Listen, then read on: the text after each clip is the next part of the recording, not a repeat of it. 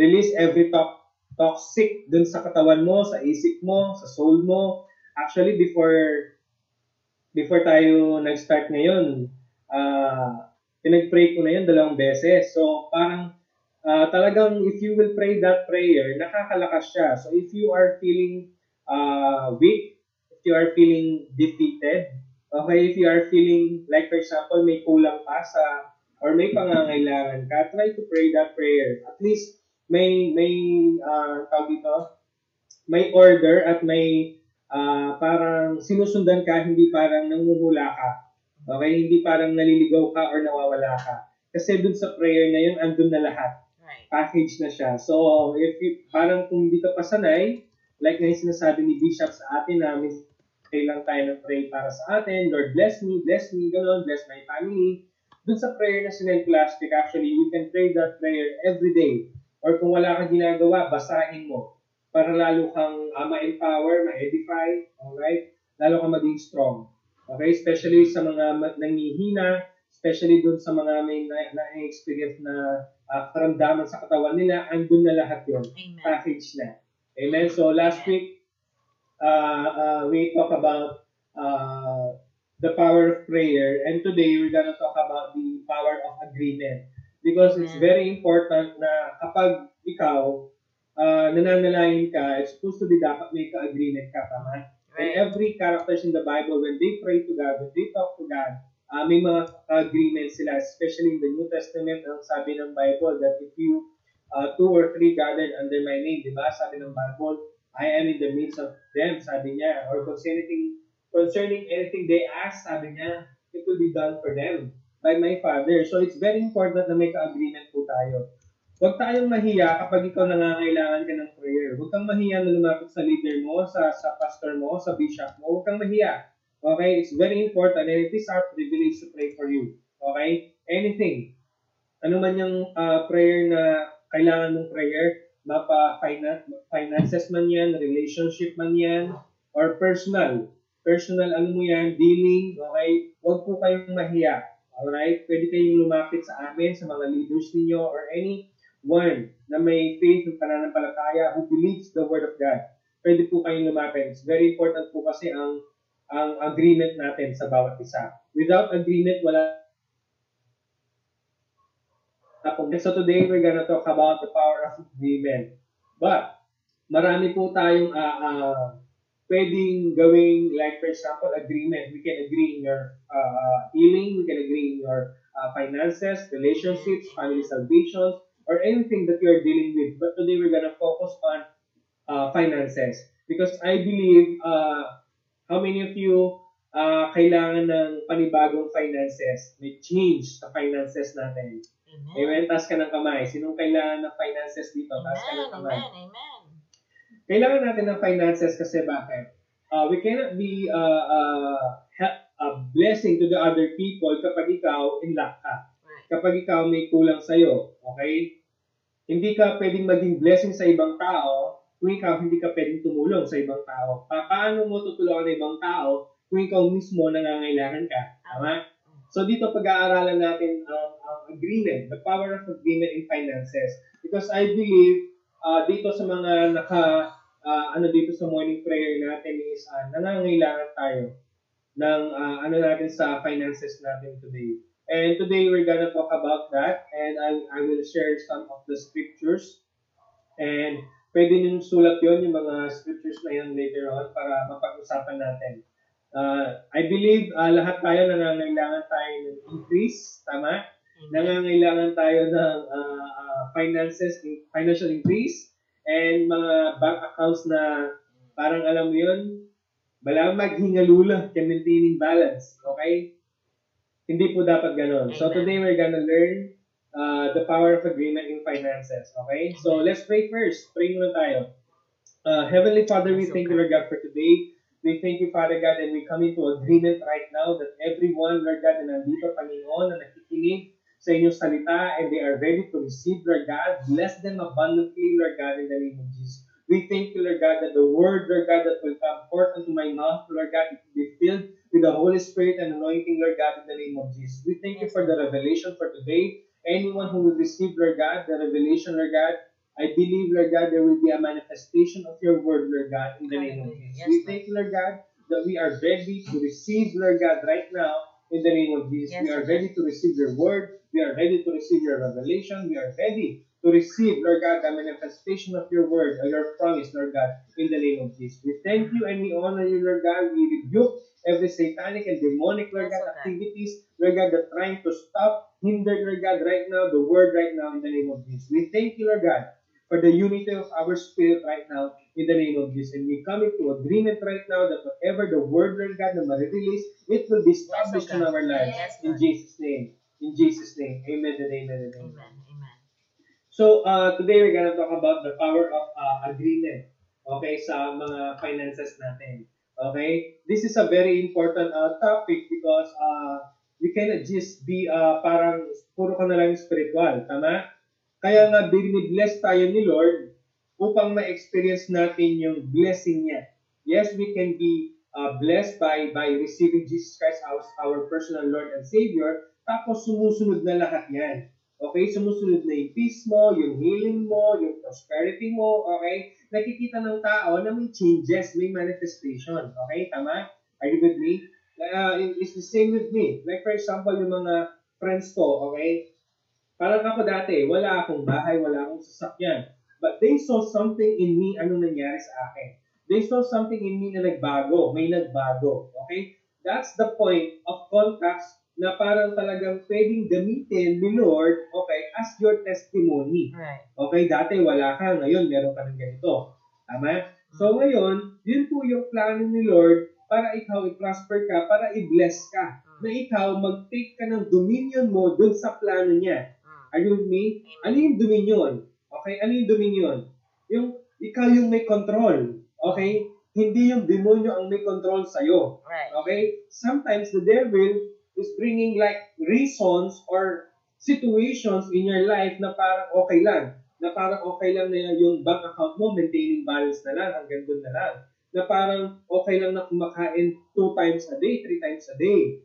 Na parang okay lang na hindi ka nakakapagbayad ng utang mo, na parang okay lang na hindi ka nakakapag-tithes and offering, na parang okay lang na hindi ka nakakapag-sow ng seed mo sa mga helpless, sa mga homeless, sa mga nangangailangan, sa mga poor. Okay? Ang demonyo, binibigyan na tayo ng rason para mag-come up doon sa mga ganong sitwasyon, okay? Pero hindi po yon ang plano ni Lord para sa atin. Ang plano ni Lord para sa atin is to bless you, to be a blessing to the other people. Right. When they say that you are a Christian and you are not helping other people, you are not a Christian. Okay? That's why you have to take dominion, you have to take control over your finances, over your prosperity. Amen. Amen? It seems like sometimes, hindi po natin nakikita kung ano yung ginagawa ni Lord sa mga finances natin, sa healing natin, okay? But God designed it na ganun siya. Parang wala nangyayari. Because from the beginning, okay, sa Genesis 1:28, yun na po yung plano ni Lord sa atin na mag-take ng dominion. Okay? Dominion was His plan for you and for me. Amen. Actually, to take over everything in it. Sa buong earth nga ang sinasabi ni Lord dun eh. Though Satan, okay, kinuha niya yung position natin, but on the New Testament, God returned to us. Okay? Through the victory of Jesus Christ. Amen? Ini-ensure niya yung dominion and authority natin over sickness, over disease, over Amen. strife, over poverty, over lack, or anything else under the curse. May dominion ka na doon. Okay? That's why I'm asking you right now, how many of you need a change in your finances? Because there is a power in agreement. Ano mga ba yung agreement? Agreement, yan po yung kasunduan, kontrata. Okay? Kaya nga si Lord, nag-iwan siya ng mga salita niya para may kontrata siya sa atin. Okay? And it's the same thing kapag ikaw bumibili ka ng bahay, may kontrata ka dyan. Are you with me? Amen. Agreement, kasunduan. Ito ang agreement natin. Ito ang kontrata natin. And it's the same thing with you. When you believe the power of agreement in your finances, may kontrata po yan. May kasunduan po dyan. Are you with me? Amen. Ang unang kontrata na sinabi ni Lord, sabi niya in Matthew 18:19, if two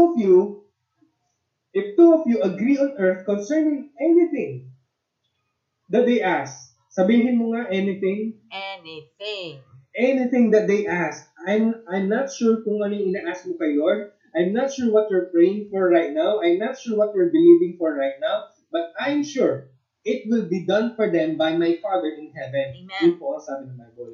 In Matthew 18:19. Yun po ang sabi niya, that anything that they ask, anything you ask, ang sabi niya, anything you ask, ang tanong, nag-a-ask ka ba? Right, right, right. Baka hindi ka naman nag-a-ask. Nag-a-ask ka ba? Okay? Anything that they ask, it will be done for them by my Father in heaven. Right. Yun po ang sabi ng Bible. And it's very important that when you ask, okay, it's very important that you should be specific. Specific ka dapat dun sa mga ina-ask mo kay Lord. Are you with me? Amen. Specific ka dapat sa lahat ng mga hinihingi mo kay Lord. Hindi yung parang hindi ka satisfied or hindi ka kontento. You should be specific on your prayer list. Okay? Alam mo, ikaw mismo, Ate Al, alam mo, ikaw mismo, alam mo yung pangangailangan mo. Tama? Amen. Si Tita Arlene, alam mo yung mismo yung pangangailangan mo. Ate Che, alam mo mismo yung pangangailangan mo. RV, alam mo mismo yung pangangailangan mo. You can write them down, you can make a list, and make an agreement. Back up with the scriptures, okay? And I believe may mga kasama kayong believer dyan, you can agree with them, okay? You can agree with them, you can pray with them, you can declare with them every day, okay? Kasi kailangan po yung agreement natin is the same thing with your finances. Amen, May amen. involved po dyan na exchange with the people. Are you with me? Like for Amen. example, kapag ikaw, bumibili ka sa isang tindahan, hindi pwedeng ikaw lang mag-isa. Tama? May tao po doon na magbibigay din po sa'yo. Tama? Hindi po siya pwedeng parang nagbebenta ka, walang bibili sa'yo. Nagbebenta ka, may bibili sa'yo. Right. And it's the same thing sa agreement po. Ganun po yung agreement. May ibang tao po na kailangan involved. Okay? So when you're looking to operate in financial blessing and dominion, okay? May parte po dapat ang ibang tao sa'yo para may ka-agreement po kayo. Hindi po pwedeng ikaw lamang mag-isa lagi. Hindi pwedeng ikaw lang mag-isa lagi, okay? Because the prayer of agreement is one of the most powerful tools God has given us as believers. Are you with me? It is the prayer, okay, that Jesus Himself guaranteed would bring results every time. Kaya nga po may agreement po dapat, hindi pwedeng ikaw lang ang nag-pray, hindi pwedeng ikaw lang ang nananalangin, hindi lang ikaw pwede yung nagbabasa ng mga kailangan mo, okay? Because believers, when you agree together in the Holy Spirit, okay, you are a powerful and unstoppable force, okay? That's why you have to make an agreement with your brother, with your sister, with your spouse, with your parents, okay? Kahit sino pa man yan, or maybe with your leader. It's very important may na-agreement po tayo. Ano nga ba yung agreement? Ano nga ba yung agreement? Sinabi ko kanina, agreement is a kasunduan, kontrata, okay? And there's a biblical agreement. Biblical agreement is based on the Word of God. Okay? Are you with me? Kapag bumibili ka ng bahay, may kontrata po dyan. At ang agreement ninyo, based dun sa kontrata na ginawa ninyo.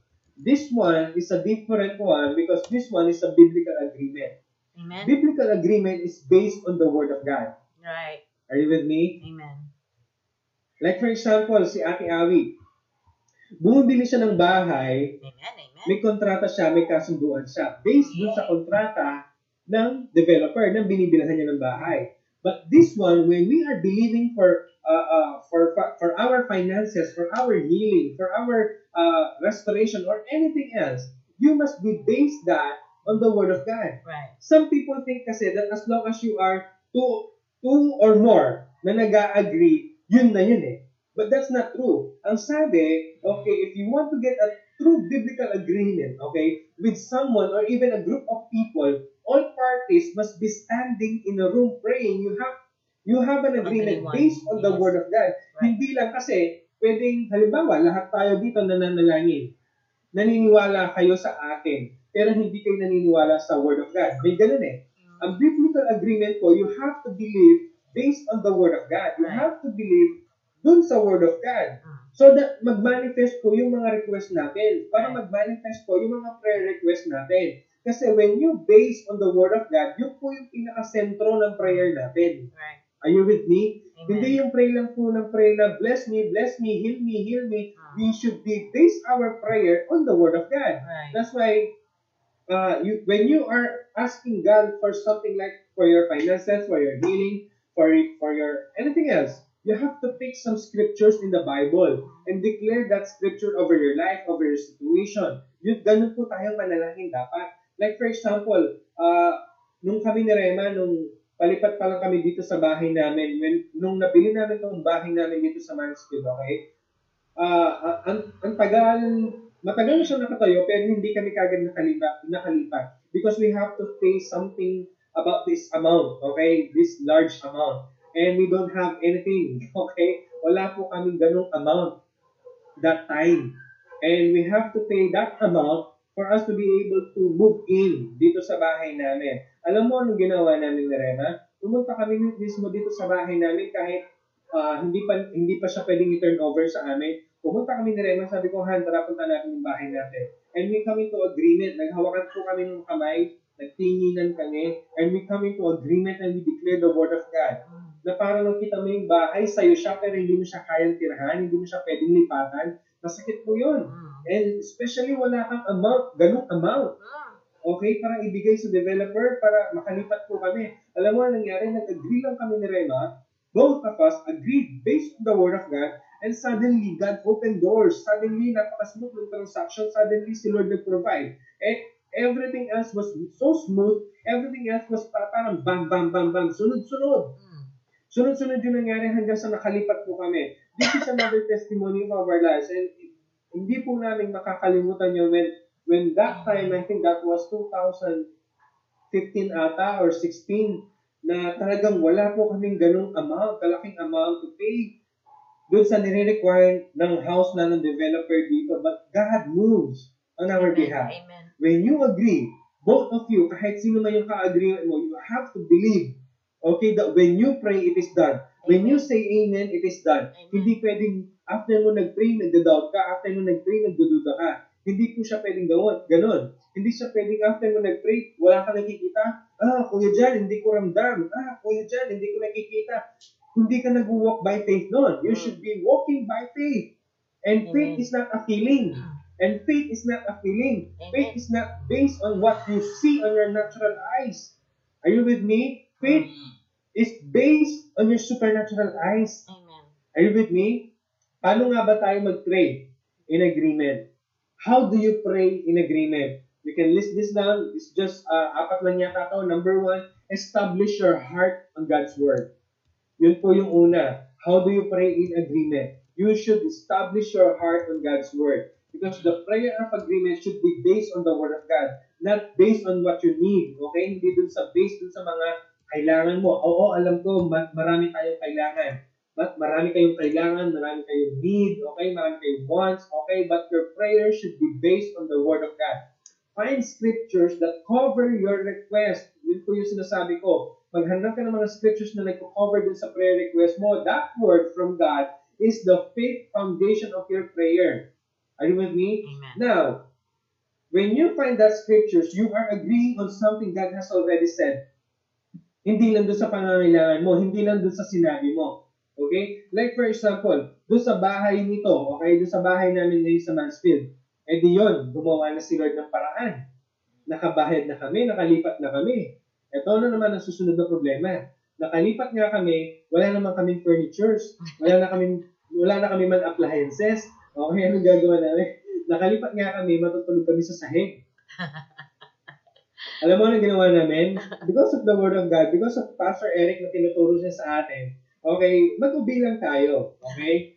Anong meron ka ngayon? Okay? Ano yung kailangan mo? List them down. Okay? Lista mo lahat. Okay? May ballpen ka, may lapis ka, may papel ka. List them down. Or you can write it down on your iPad, notebook, or laptops. Anything else, basta isulat mo. Alam mo ang ginawa namin ni Rema? Nakalipat nga kami, wala naman kaming gamit. Alam mo anong ginawa namin? Nilista namin lahat. Every appliances na kailangan namin. Every furnitures na kailangan namin. Ultimong oven toaster, nilista namin. Ultimong yung garden namin, nilista namin. Mga bato na kailangan sa garden namin, nilista namin. Actually, may copy ako nun eh. Hindi ko tinapon yun. Nasa list ng mga resibo ko ng bahay yun hanggang ngayon. Even the bed na kailangan namin, even the dining table na kailangan namin, with colors ha, dining table color white, ganito yung gusto namin. Ganun po kaming naglista. You should be specific.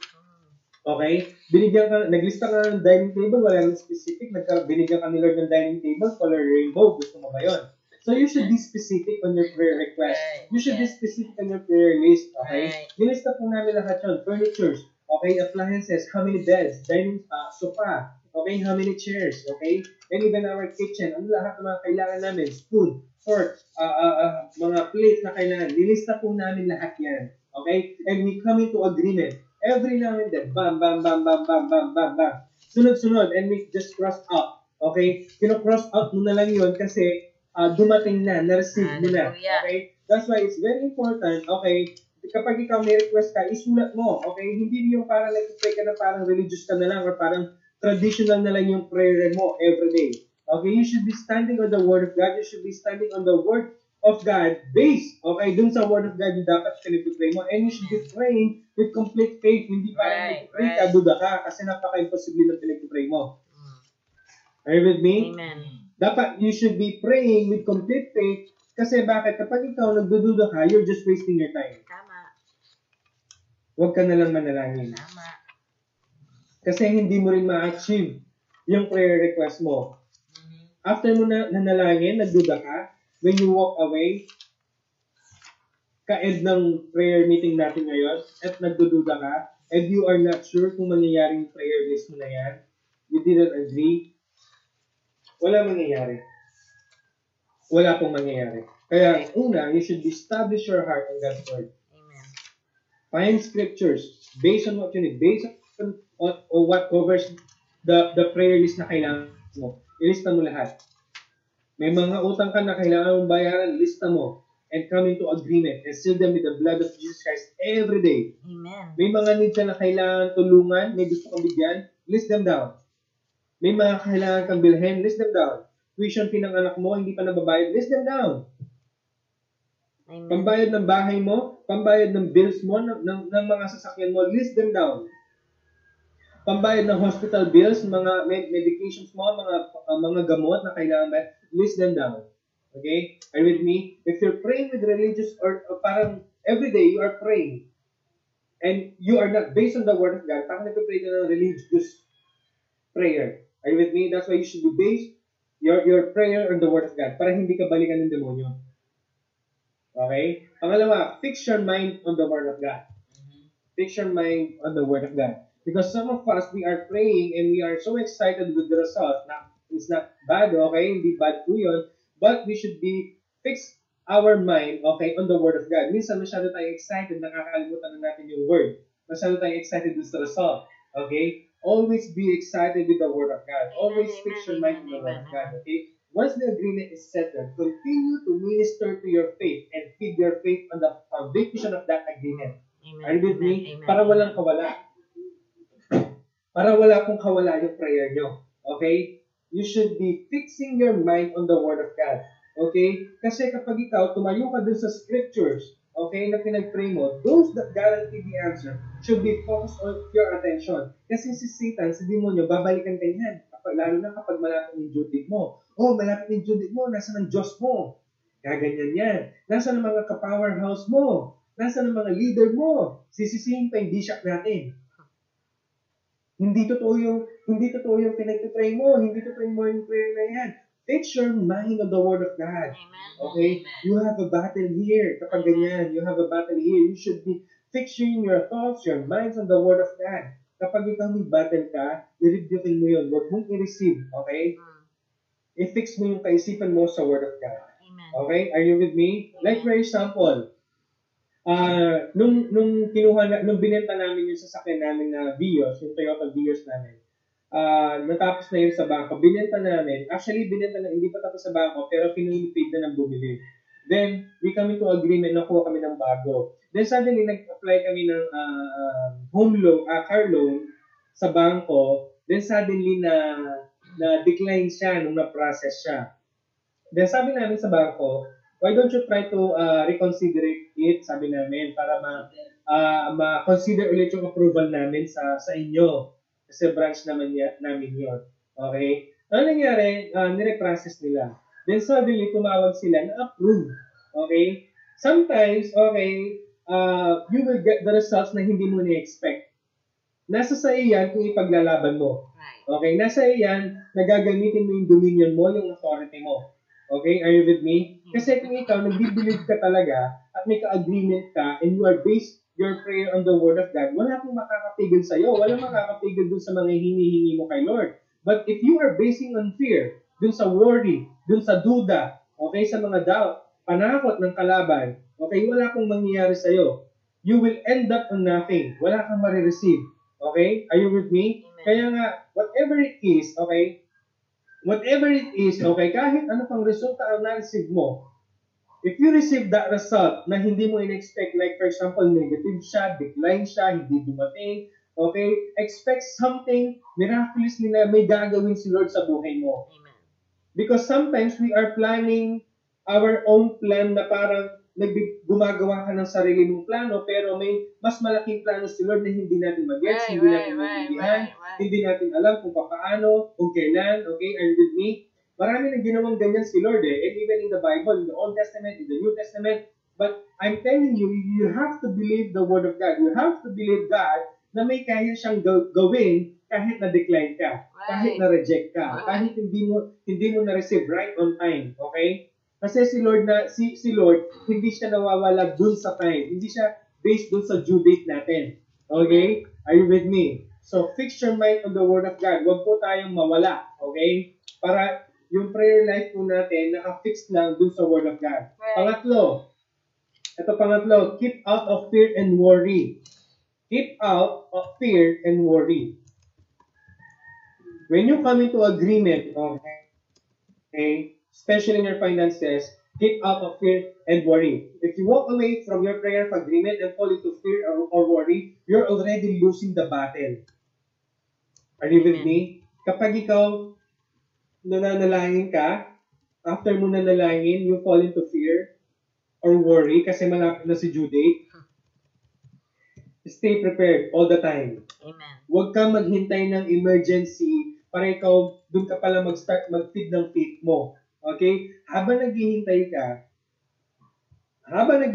ka, feed your faith. Right. Every day. Habang naghihintay ka ng kagalingan mo, feed your faith based on the Word of God. Habang ikaw naghihintay ka ng promotions mo, habang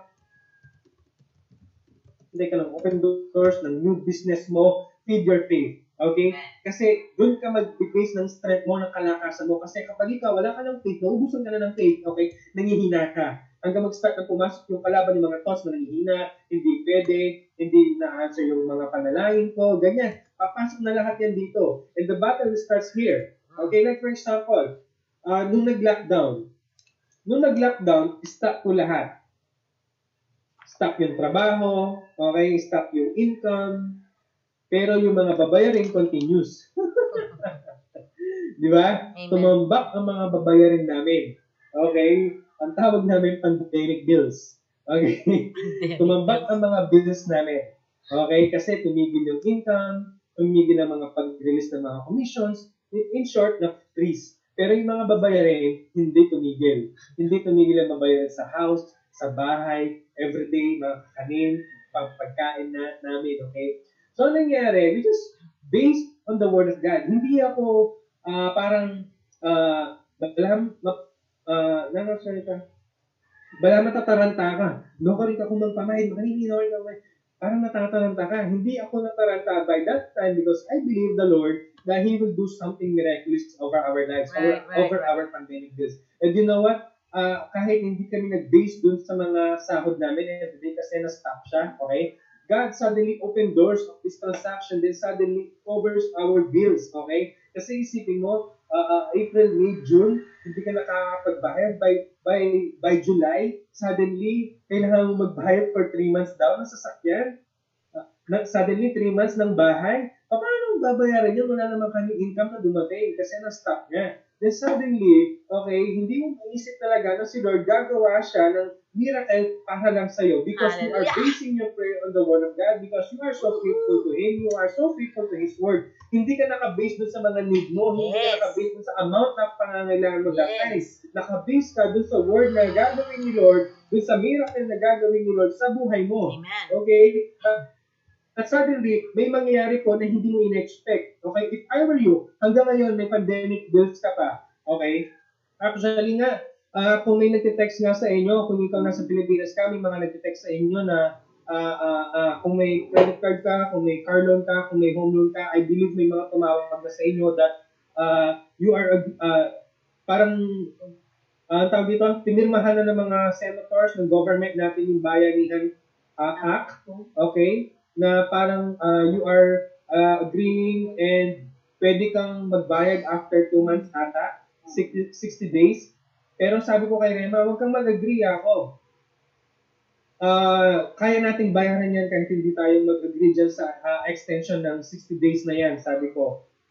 Hindi tayo based dun sa extension, hindi tayo based dun sa another 2 months. Kasi kung mag-base ka din doon, na-extend din yung kontrata mo sa kanila. Na-extend din, especially may interest din. So it's the same lang. So sabi ko, we have to believe, agree tayo, wag mong kagatin yan. Ang daming tumatawag sa amin, extension. Okay? Hindi kami pumayag. Okay? Hindi kami pumayag din sa extension nila na sinasabi, even credit cards, car loans, home loans, hindi kami pumayag. Right. Hindi namin pinagayap yung Bayanihan Act or whatsoever, okay? Nag-base kami, okay, nag-agree kami na mababayaran namin right on time. Amen. Okay?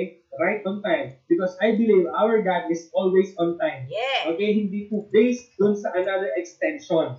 Another 60 days. Kasi kapag nag-base ka dun sa another 60 days, you are believing God that He will move for another 60 days instead of He's moving right now. Are you with me? Kasi, dun po tayo nasisilaw dun sa, 60 days, 2 months extension. Hindi po gagalaw si Lord sa ganung mga sitwasyon. Okay? Are you with me? Right. Walang miracle na mag-ooperate kasi you are basing your faith on the current situation. You should be based your current situation on the Word of God. Amen. On the miracle na He... Oh, Is that permanent anymore? they're not using. Naka 40 minutes yata siya. Ano nangyari sa Zoom natin? Anyway, everybody say faith is now. Faith is now. Faith Faith is is now. Faith is now. Faith is now. The Word of God is now. The word of God is The word of now. God is now. Amen? The word of God is now. Yung faith mo hindi after 60 days. Yes. Yung faith mo hindi after 2 months with interest. Hallelujah. Okay? Your faith is now. Should be Yes. based ngayon. Should be based on the Word of God. Should be based on your agreement. Okay? Nagpipray ka ng ganito, then suddenly may tumawag, extension, sige. Para na-excite ka pa, no? Hindi po siya faith is now yon. Faith is after 60 days yon. Okay? So, I'm telling you, okay, kahit gaano pa ka-imposible yung mga prayer request natin, for me, okay, it is impossible. Kahit anong prayer request mo, Sister Che, Ate Awi, Tita Christy, kahit ano pa yung mga prayer request ninyo, Tita Sonia, kahit ano pa yung mga prayer request nyo, for me, it is impossible, but to God, it is possible. Amen. Are you with me? Because Yeah. you are not praying to me. You are praying to God. We are here just to make an agreement because God is taking that agreement para ma-establish po siya in the atmosphere, in the spirit. Okay, are you with me? Kahit gaano pa kalaki ang hinihingi mo, kahit ano pa yung mga prayer list mo, okay, narinig po tayo ni Lord. Yes. Narinig po tayo niya dito, nag-agree tayo together. That's why kapag nagpipray po tayo, dapat may boses with confidence, okay? Dapat may tawag dito, dapat may lakas ka ng loob, hindi yung parang nananalangin ka na sa silent. Boldness. Nananalangin ka sa isip mo, hindi siya ganon. Okay? Are you with me? Yes. Yun yung pangatlo, keep out of fear and worry. Okay? Once you make an agreement, okay, wag ka magpa-fall dun sa takot, dun sa worry, dun sa mga due date, okay? Kasi ang Word of God, wala akong due date yan. Are Amen. you with me? So, Amen. pangapat, Yes. lastly, number 4, act as if it's done. Act as if it's done. Okay? Karamihan, ito yung namimiss ng mga tao. Okay? Listen to this. Karamihan, ito po yung namimiss ng mga tao. Once they pray, once they make an agreement, once they share the prayer request, and they left, okay, nag-separate ways na sila. Like for example, dito, nag-agree tayo after this, we're gonna pray, then after we leave this meeting, some of you, suddenly may magkakaroon na situation na matatakot ka, suddenly mag-speak ka ng doubt mo, mag-speak ka ng fear, mag-speak ka ng worry, okay? It should not be like that, okay? You should be acting as if it's done already. Once you pray, once you say amen, amen meaning so be it, Right. be it done unto Amen. you. Amen. Kaya once na nag-amen ka, hindi ka dapat nag-iisip ng worry, hindi ka dapat nag-iisip ng fear. Are you with me? Dapat nagre-rejoice ka lagi. You are celebrating already. Kahit hindi mo pa siya nakikita, kahit hindi pa lang manifest, nagpa-practice ka na. Kasi kapag nandyan ka na, hindi dapat na kapag nandyan, doon ka pala mag-celebrate, doon ka pala mag-pray. No. Okay? Kapag tinanong nila kung ano yung prayer request mo, kapag tinanong nila ano yung problema mo, kailangan, ito yung problema ko, ganito lang yan. Sabi, huwag mong pag-usapan yung problema. Ang sabihin mo, glory to God, the issue is handled. Hallelujah. Okay? Glory to God, it is done. Glory to God, it is Yes. finished. Glory to God, it is paid. Okay? Yeah. Ganun po tayong mag-react dapat.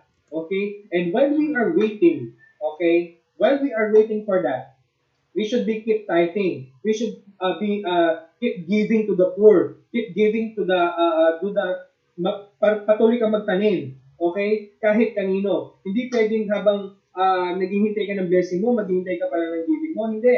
Anong meron ka ngayon? Okay? Anong meron ka ngayon? Keep tithing. Huwag mong ma-miss yung tithe mo. That's very important natin sa buhay natin as a Christian. Okay? Keep tithing, keep sowing. Okay? Yun po yung mag-open ng doors sa atin. Okay? Para dun sa mga nire-request natin. Especially magkano lang yung tithes natin, 10%, tapos nagiging ka ng 90%. Tama? So, it's very easy for us dapat kapag nag-tithes tayo, hindi tayo parang nag-double mind pa para magbigay ng 10%. Dapat confident ka. Ito, 10%. Ito, ibibigay ko. Ito, itatanim ko kay ano. Ito, ibibigay ko sa mga mahihirap. Ito, para sa evangelism to. Ito, para sa outreach namin to. Are you with me? Amen. So that is the, yung mga apat na yun po yung mga agreement na kailangan natin gawin every day. Kung nilista mo yun, I'm gonna give you some scriptures then before we pray. I'm gonna give you scriptures na when you come into agreement, okay, na especially nagpo-cover ng finances mo, ng mga need mo, ng mga babayarin mo, okay? Ang daming scriptures sa Bible, okay, talking about financial prosperity, okay? Ito yung mga iba, bibigay ko yung mga scriptures, you can write them down. Psalm chapter 1, verse 1 to 2. Ang sabi niya, blessed is the man whose delight in the law of the Lord, whatever he does shall prosper. Amen. Ganda, no? Whatever you do shall prosper. Sulat mo, Psalm 1 and 1 and 2, Proverbs 22, verse 4. By humility and the fear of the Lord are riches and honor and life. Proverbs 22, verse 4. Joshua 1:8. Alam po natin lahat to. Joshua 1:8. Sulat nyo. Psalm 84, verse 11. No good thing will he withhold from those who walk uprightly. Psalm Yes. 84, verse 11. And next, Proverbs 10:22, the blessing of the Lord makes a person rich and he adds no sorrow with it. Right. Amen. So kung may sorrow yan, hindi galing ni Lord. Tama. Amen. Proverbs 10:22. Next, 2 Corinthians 9:8. 2 Corinthians 9:8. And God will generously provide all you need. Then you will always have everything you need and plenty Woo-hoo. left over to share with others. Yes. Okay? And Jeremiah 17:7, yung pinag-usapan natin 2 weeks ago, blessed are those who trust in the Lord and have made the Lord their hope and confidence. Right. Right. Jeremiah 17, verse 7 to 8. Last, Proverbs 3, 9 to 10. Nakuha niyo lahat? Proverbs 3, 9 to 10, honor the Lord with your possessions, with the first fruits of all your increase. So your barns will be filled with plenty and your vats will overflow with new wine. Amen. Amen. Nakuha niyo lahat? Amen. Every day, declare your prayer request, and especially the Word of God, because God's Word is always the answer to your prayer. Right. Everybody say always. Always. Always. Always. Always. Always. Always. If you're facing a financial trial today, find someone who is filled with faith, okay? Huwag kayong mahiya. Lumapit kayo sa mga leaders ninyo, sa mga faith-filled mga leaders natin, and believe that the Word of God, okay, will come into agreement, okay, with you. Okay, because your miracle is one agreement away from manifestation. Right. Alright? So, keep believing, keep declaring the word of God. Okay, keep praying. Huwag po tayong mag-doubt. Huwag po tayong tumigil sa paniniwala. Amen? Kahit wala po tayong nararamdaman, wala tayong nakikita, keep believing. Keep praying, keep declaring, keep rejoicing, keep tithing, keep giving, keep sowing. Hallelujah. Amen? Huwag po Amen, nating amen. ma-miss anything. And I'm telling you, okay, sabihin sa inyo, magmamanifest lahat yan. Dahil kay Lord, wala pong imposible, wala Yes. pong surprise kay Lord. Kaya niya lahat yan. Nasa sa'yo lang yan hanggang saan ang abot ng faith mo. Amen? So, God bless Powerhouse Church. Let's pray and let's come into agreement before we end. Thank you, Daddy. Heavenly Thank you, Father, Daddy. we thank you, Lord God, right Yes, now. And we are coming into agreement right now, Lord God, that whatever, Lord God, anuman ang mga need namin right now, Lord God, alam mo po ang mga need namin. Kailangan po namin ng mga pambayad sa pandemic bills namin. Kailangan po namin pambayad sa mga home loans, car loans, Lord God, sa mga tuition fees ng mga anak namin, Panginoon. Sa lahat ng mga mga utang namin, Panginoon. Lord, we are declaring and agreeing, Lord God, together as one, that Lord God, that you are provider, Lord God, that you are our Jehovah Jireh, Yes, that you will provide, Lord God, and you are always on time, Lord God, in the name of Jesus. Sa Thank you, lahat, God. Lord God, na nandito sa aming morning prayer, Yes, sa lahat ng mga nangangailangan, Panginoon, ng mga Oh, promotions, ba, ba, ba, ba, ng mga trabaho, Lord God, ng mga increase ng mga sahod nila, we declare your almighty hands be upon them, Lord God, na ikaw mismo ang gumalaw sa mga career nila, sa mga trabaho nila, sa mga sahod nila, Panginoon, that you will be the one that you will open doors for them, Lord God, in the name of Jesus. Lord, maraming salamat, Lord God.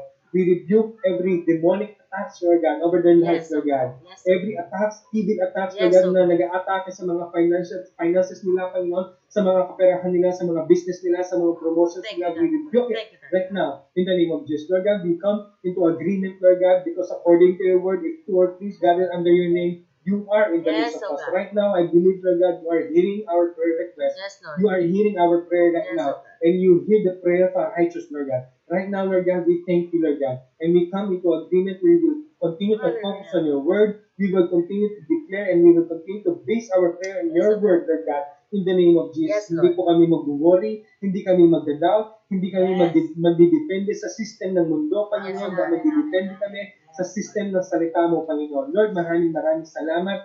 We come into agreement that your word will manifest right now in the name of Jesus over the lives of your people, Lord God. In the name of Jesus. Lord, maraming salamat sa araw na ito. We keep continue to praising you. We keep continue to Yes, oh rejoice, God. Lord Yes, God. oh We God. keep continue to celebrate, Lord God. In the name of Jesus. Yes, Lord, Lord. maraming salamat sa araw na ito. Whatever we ask right now, Lord God, I believe it is done in Jesus' name. Yes, Lord. Yes, We Lord. thank you, Lord God, for today. Thank you for this brand new day. Thank you for your grace. Thank you for the protection. Thank you for the open doors. Yes, Lord God, Lord. wherever we go right now, we declare peace and favor, Lord God, in Jesus' name. We thank you and we honor you. We glorify your name. We bless your Yes, name. We Lord. anoint you, Lord God. These people, Lord God, in Jesus' name. We thank you for today. In Jesus' mighty name, amen and amen. And Amen. amen.